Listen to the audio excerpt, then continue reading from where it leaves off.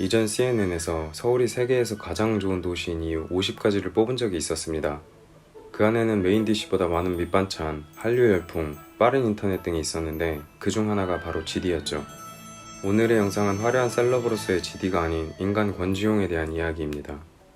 1988년에 태어난 GD는 어린 시절부터 그가 하고 싶어 하는 것이면 뭐든지 도와주시던 어머님의 도움으로 그의 재능을 키울 수 있었습니다. 춤추는 것을 좋아하고 끼가 넘치는 GD를 본 그의 어머니는 각종 오디션에 그를 데리고 다니셨고, 이렇게 그는 초등학교도 입학하기 전이었던 5살의 MBC의 유아교육 프로그램 뽀뽀뽀에 출연하게 됩니다. 그는 뽀뽀뽀에서 자신의 재능을 뽐냈고, 어린 나이임에도 불구하고 뛰어난 춤 실력을 보였던 GD는 90년대 당시에 큰 인기를 끌던 댄스 그룹 룰라에 관심을 받게 되며 이후 꼬마 룰라로 활동하게 됩니다. 당시 룰라는 춤을 잘 추는 아이들을 모아 꼬마 룰라를 만들 생각이었는데 여기에 GD가 참여하게 된 것이죠. 전국을 돌며 콘서트에 따라다녔던 GD는 그들과 춤을 추며 수많은 사람들 앞에서 공연을 했는데 이때 그의 나이는 고작 7살이었습니다. 그러나 시간이 지나며 룰라의 인기도 시들기 시작하며 안타깝게도 꼬마 룰라는 해체됐죠. 내일부터 꼬마 룰라는 없는 거야 라는 말을 들은 8살 GD는 어린 마음에 큰 상처를 받았고, 이에 그는 엄마에게 다시는 가수 활동을 하지 않겠다며 선언을 하게 됩니다. 이렇게 TV와 무대에서 활약했던 꼬마 GD는 또래 아이들처럼 학교를 다니며 평범한 생활을 시작했죠. 그러나 그의 재능은 평범한 생활을 이어가던 GD를 내버려 두지 않았습니다. 어느 날 가족과 함께 스키장에 놀러 갔는데 우연히 참가한 춤대회에서 1등을 하게 된 것이죠. 그리고 정말 우연히도 그 무대의 사회자가 현재 SM 엔터테인먼트의 대표인 이수만이었습니다. GD의 끼를 알아본 이수만은 그를 SM의 연습생으로 받아들이게 됐고, 그렇게 그는 5년 동안 보아, SES, 신화 등과 함께 SM 연습생으로 활동하게 됩니다. 그러나 1990년대의 당시 SM 엔터테인먼트는 지금과 달리 완벽한 체제를 갖추기 이전이었기 때문에 8살이었던 GD에게 명확한 비전을 제시하지 못했죠. 그렇게 GD는 한 달에 한 번 혹은 석 달에 한 번 회사에 나가 춤 연습을 하며 의미 없는 시간을 보냈습니다. 시간이 지나도 SM에서 별다른 성과를 보이지 못했던 GD는 10살이 되던 해 친구의 집에서 우연히 우텐클랜의 음악을 듣게 됩니다. 그리고 처음 들어보는 힙합에 큰 충격을 받은 그는 이때부터 힙합에 빠지게 되죠. 당시 한국에서 힙합이라는 분야는 정말 마이너에서 배울 수 있는 곳이 거의 없는 상태였는데, 열심히 노력한 덕에 그는 결국 프리스타일 랩을 배울 수 있는 학원에 다닐 수 있게 됩니다. 그리고 우연히도 그 학원은 한국의 힙합 그룹 피플크루의 연습실이기도 했죠. 10살짜리 애가 들어와서 랩을 한다니까 신기하면서도 그를 귀여워해줬던 피플크루 덕분에 그는 형들로부터 힙합과 랩을 배울 수 있었습니다. 그렇게 또 3년이라는 시간이 지나고 그가 13살이 되던 해 그에게는 또 한 번의 기회가 찾아옵니다. 여러 힙합 가수들이 모여 함께 제작한 2001 대한민국이라는 앨범에 GD는 타이틀곡을 피처링한 것도 모자라 심지어 13살의 나이에 본인의 이름과 같은 G-Dragon이라는 노래를 선보인 것입니다.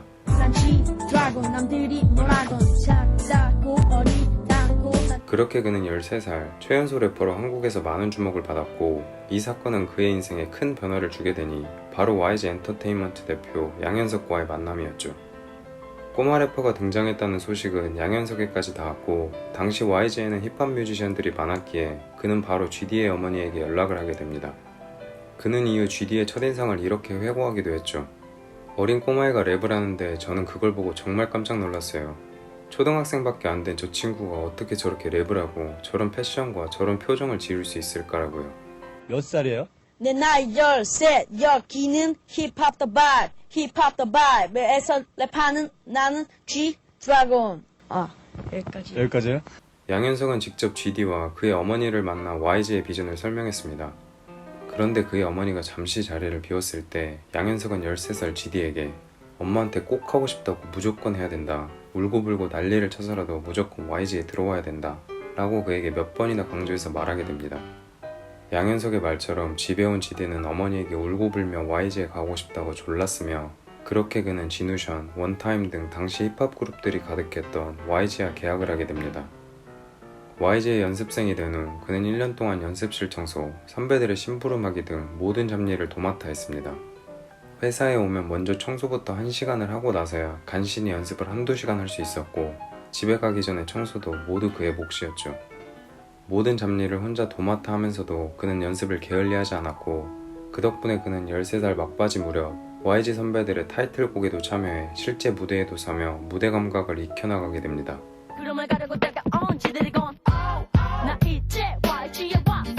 그리고 그는 어느 날 YG에서 새로운 친구를 만나게 되는데 바로 태양이었습니다.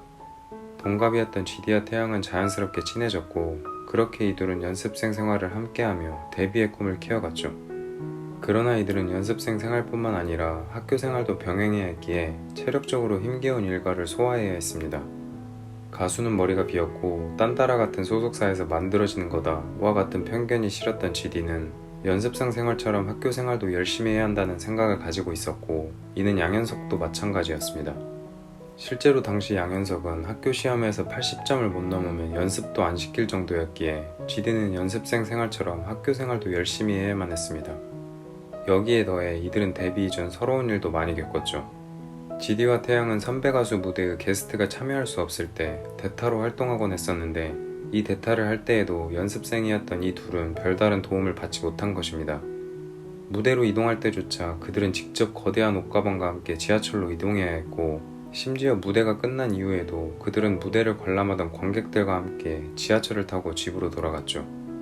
그렇게 서러운 연습생 생활을 하며 GD는 무슨 일이 있어도 반드시 성공하겠다는 다짐을 하게 됩니다. 한편 당시 YG는 무관심 시스템 속에서 연습생들이 자생적인 힘을 기르게 했습니다.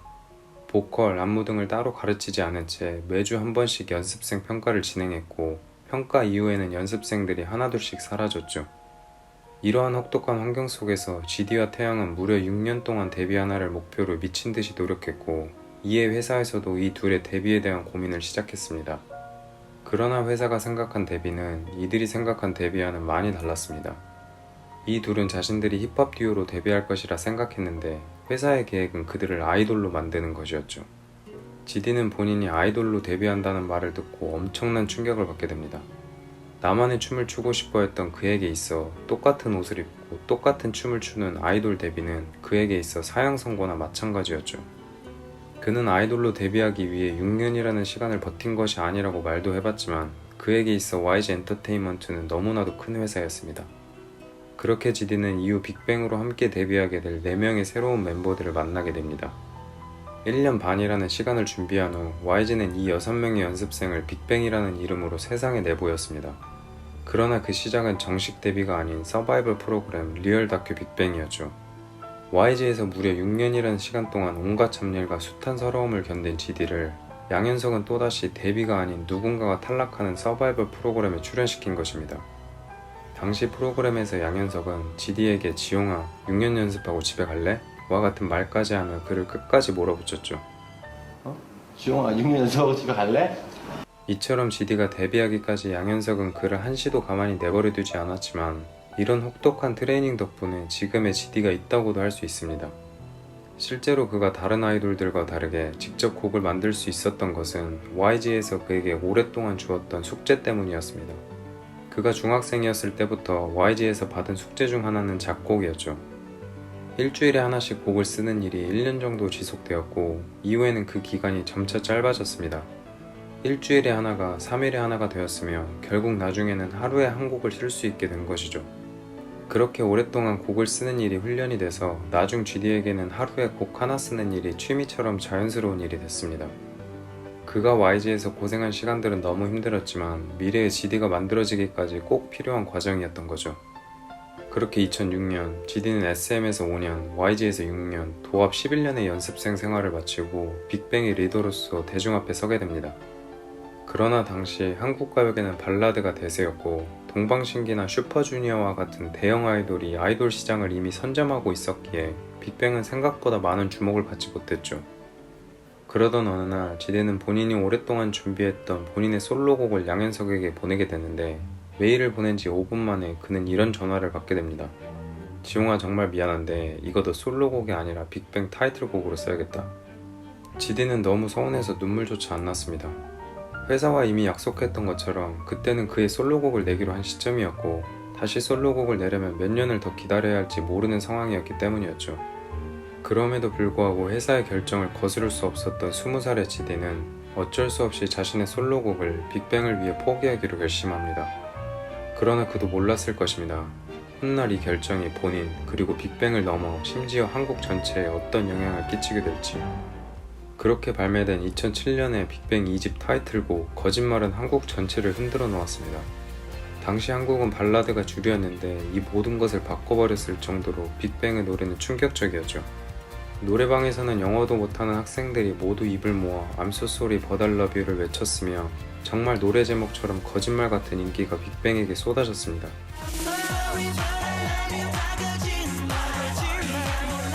빅뱅은 대한민국 온갖 음악 차트를 휩쓸었지만 지디는 여기서 멈추지 않고 3개월 후 마지막 인사를 만들어내 또다시 대박을 터뜨리며 데뷔 2년 차인 빅뱅을 최정상 아이돌의 반열에 오르게 합니다.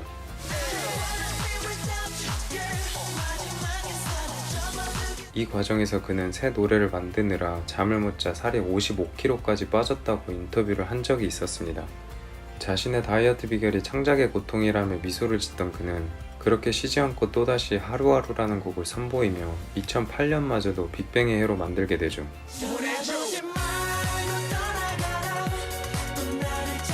이후에도 그는 멈추지 않고 더 많은 팬층을 타깃으로 움직이니 바로 리메이크한 붉은 노을이었습니다.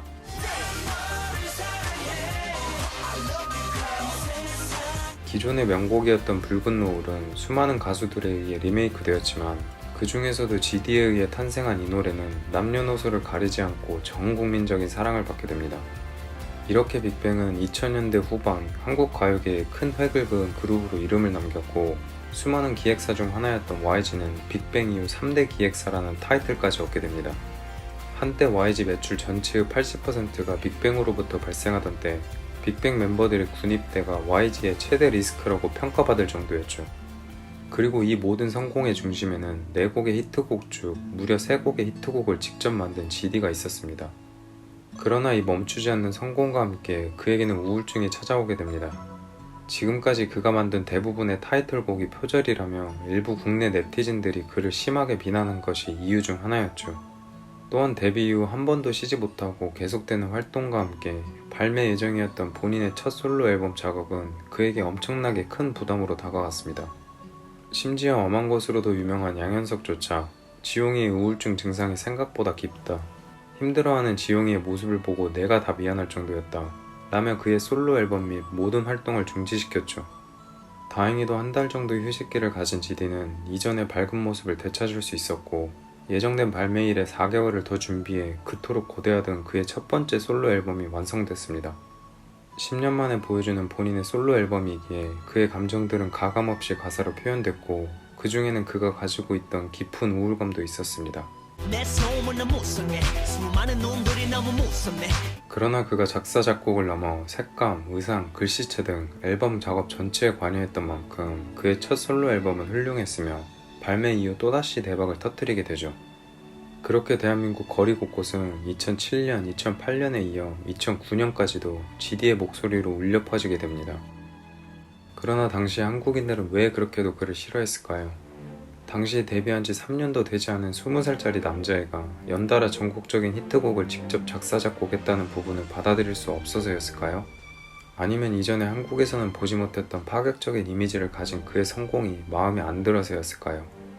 YG에 합류하고 10년 만에 나온 그의 첫 솔로 앨범은 엄청난 성공을 거뒀지만 그만큼 그를 향한 대중들의 비난도 강해졌습니다. 많은 사람들은 그가 대부분의 히트곡들을 표절했다고 의심하고 있었는데 하트브레이커 이후 사람들은 그가 미국 힙합 가수 플로 라이다의 Right Bound를 표절했다고 확신하게 된 것입니다.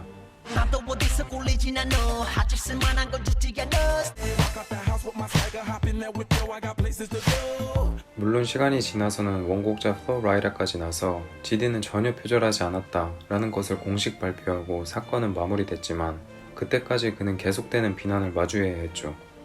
실제로 하트브레이커 발매 한 달 후 한국 네티즌 15,000여 명이 참여한 과대평가되었다고 생각하는 싱어송라이터는 이라는 설문조사에서도 GD는 8,000표 이상을 받아 당시 한국에서 가장 과대평가된 가수로도 선정되기도 했습니다.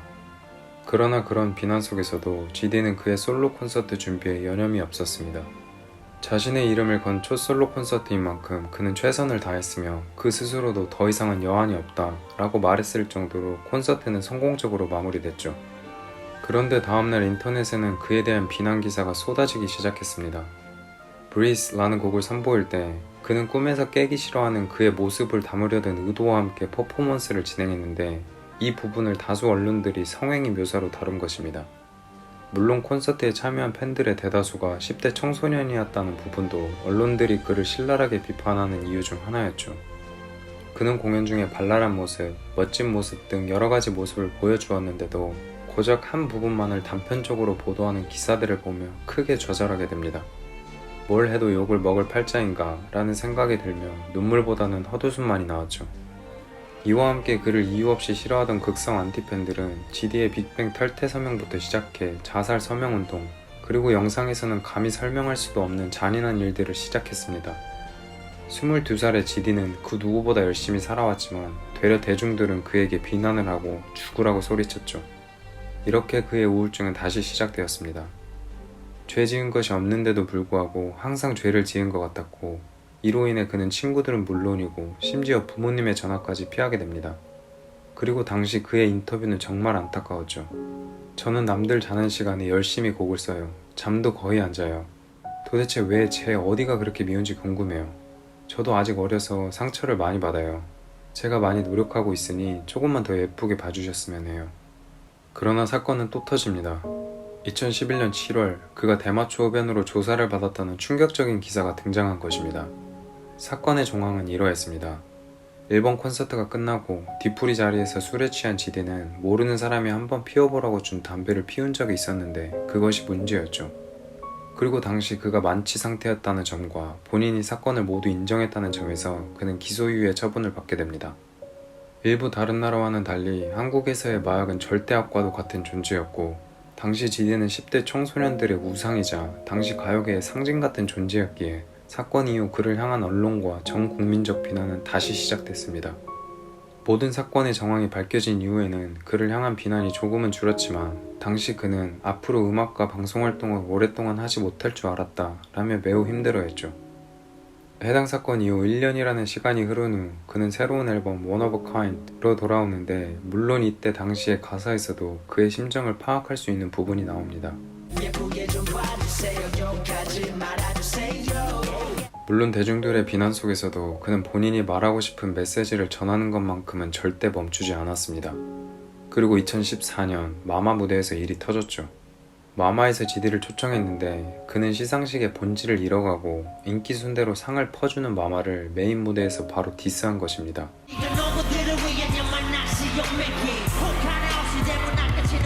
또한 당시 그는 뛰어난 패션 감각으로 샤넬을 포함한 수많은 패션쇼에 초대받기도 했으며 심지어 이후 샤넬의 글로벌 앰베서더로 선정되기까지 합니다.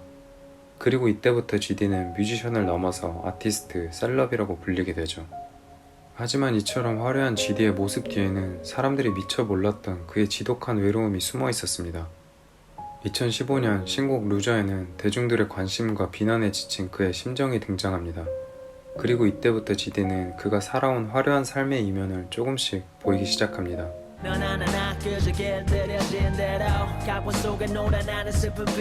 2015년의 앨범 발매 이후 그는 활동 영역을 음악을 넘어 예술 쪽으로 확장시키기 시작합니다. 서울시립미술관에서 피스-1 무대를 넘어서 라는 기획전을 준비하게 된 것이죠. 그러나 그는 이때에도 비난을 받게 되는데 이번에는 예술계 쪽이었습니다. 당시 예술계를 등에업은 언론들은 그를 이렇게 비난했죠. 미술로 포장한 거대한 상품이다. 연예기획사 전략에 공공미술관이 동원됐다. 예술을 조연으로 밀어낸 미술관에 소녀 팬들이 밀려온 것이 무슨 의미가 있냐. 심지어 어떤 언론은 조선시대 돈 많은 중인들이 돈으로 양반지기를 샀지만 직위를 얻은 것일 뿐 양반으로서의 진정한 가치를 얻지는 못했다 라는 기사를 작성하기도 했습니다. 정말 그때 GD는 숨만 쉬어도 욕을 먹는다는 말이 맞을 정도로 엄청난 비난을 받았습니다. 한편 화면상에서 보이는 강렬한 GD의 모습에 사람들은 그가 아무렇지도 않을 거라고 생각했지만 실상은 전혀 그렇지 않았습니다. GD이기 이전에 그도 인간 권주용으로서 너무 힘들었죠. 그리고 같은 해 340여일 동안 진행되는 빅뱅의 월드 투어가 시작됐으며 그렇게 그는 빅뱅의 데뷔 10주년을 맞이하게 됩니다. 그러나 누구보다 열심히 살았던 그는 이미 만신창이었죠. 실제로 콘서트 중 그는 본인의 파트를 마친 후 백스테이지에서 탈진을 하는 일이 있었습니다. 쓰러진 이후에도 그는 본인의 파트가 시작되자 다시 무대 위로 올랐으며 이러한 탈취는 수차례 반복되었죠. 연일 이어지는 살인적인 스케줄로 인해 콘서트 도중 그가 쓰러진 일은 콘서트를 봐왔던 수만 명의 팬들은 물론이고 같은 멤버들조차 몰랐을 정도로 그는 그의 힘든 부분을 철저히 감췄습니다. 물론 그룹의 리더이기에 힘들다는 말도 쉽게 할 수 없었겠죠. 그리고 이와 함께 그가 느끼는 심리적인 불안감도 점차 커져갔습니다. 시간이 흘러 30살이 된 GD는 4년 만에 발매된 새로운 솔로 앨범과 함께 콘서트를 진행하게 됩니다. 그리고 30살이 된 그는 가수 GD가 아닌 인간 권지용의 이야기를 시작하죠. 노래 슈퍼스타에는 이런 가사가 등장합니다.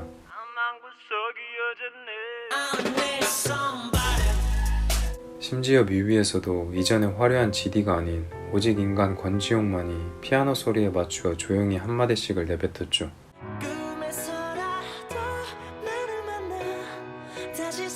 앨범 발매 직후 그는 월드 투어를 시작했지만 첫 장소였던 한국 콘서트장에서부터 불안한 말을 시작했습니다. 그리고 그는 이후 일본에서 진행한 인터뷰에서 보다 깊은 본인의 이야기를 시작했죠. 다음은 그가 한국 콘서트와 일본에서 진행된 인터뷰에서 말한 내용의 요약본입니다. 저는 여러분들 덕분에 너무 좋은 하루하루를 보내고 있습니다. 상당히 어릴 적부터 꿈이었고 계속해서 쉼없이 달려오다 보니까 제가 지금 꿈속에 살고 있다는 기분이 너무 좋은데 뭐가 꿈인지 현실인지 잘 모르겠는 그런 이상한 기분이 가끔 들 때가 있어요. 그러니까 뭐가 현실이고 뭐가 꿈인지 그런 것이 헷갈리는 순간이 엄청 많이 와요.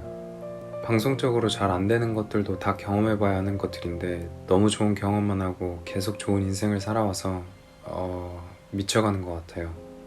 외로워요. 많이 외로워요. 그냥 인생이 너무 외로워요. 그러니까 화려해서 너무 외로워요. 며칠 전에 스트레스 해소법을 찾다가 제가 스스로 편지를 쓴 적이 있는데 제가 조금 읽어드릴게요. 잘하고 있고 다 잘 될 거야. 네가 그렇게 만들고 있어. 그런데 너도 좀 쉬어라. 널 위해 살아. 네가 없다고 해서 세상이 무너지진 않아. 다 알아서 돌아가는 거니까. 자연을 보렴. 인간은 정말 작은 존재란다. 오버하지 말고 일단 오래만 버텨보자. 4개월 동안 진행된 월드 투어가 끝난 이후 그는 갑자기 인스타그램 라이브를 켭니다. 원래 라이브를 하는 사람도 아니었던지라 팬들은 매우 의아했고 그는 이렇게 말했죠. 콘서트가 끝나고 오랜만에 한국집에 왔는데 아무도 없고 외로워서 라이브를 켰어요. 그리고 그 방송을 본 팬들은 이렇게 말했습니다. 당시 GD가 진짜 외로워하고 불안해 보였다. 인스타 라이브 같은 것도 잘 안 하던 사람이 너무 외로워서 켰다고 말하는 것 자체가 너무 안쓰러웠다.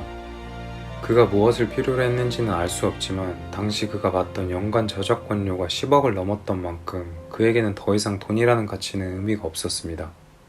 이후 31살이 된 그는 군입대를 하게 되는데 심지어 여기서도 그는 힘든 시간을 맞이하게 됩니다. 그는 발목 치료를 이유로 분병원에 입원해 치료를 받는 일이 있었습니다.